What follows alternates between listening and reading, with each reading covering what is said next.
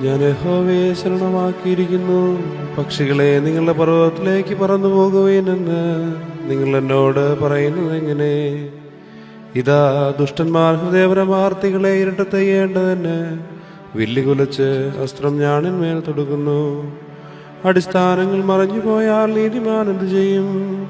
യഹോവ തന്റെ വിശുദ്ധ മന്ദിരത്തിലുണ്ട്. യഹോവയുടെ സിംഹാസനം സ്വർഗത്തിലാകുന്നു. അവന്റെ കണ്ണുകൾ ദർശിക്കുന്നു. അവന്റെ കൺപോളകൾ മനുഷ്യപുത്രന്മാരെ ശോധന ചെയ്യുന്നു. യഹോവ നീതിമാനെ ശോധന ചെയ്യുന്നു. ദുഷ്ടനെയും സാഹസപ്രിയനെയും അവന്റെ ഉള്ളം വെറുക്കുന്നു. ദുഷ്ടന്മാരുടെ മേൽ അവൻ കണികളെ വർഷിപ്പിക്കും. തീയും ഗന്ധകവും ഉഷ്ണക്കാറ്റും അവരുടെ പാനപാത്രത്തിലെ ഓഹരിയായിരിക്കും. യഹോവ നീതിമാൻ, അവൻ നീതിയെ ഇഷ്ടപ്പെടുന്നു. നേരുള്ളവർ അവന്റെ മുഖം കാണും.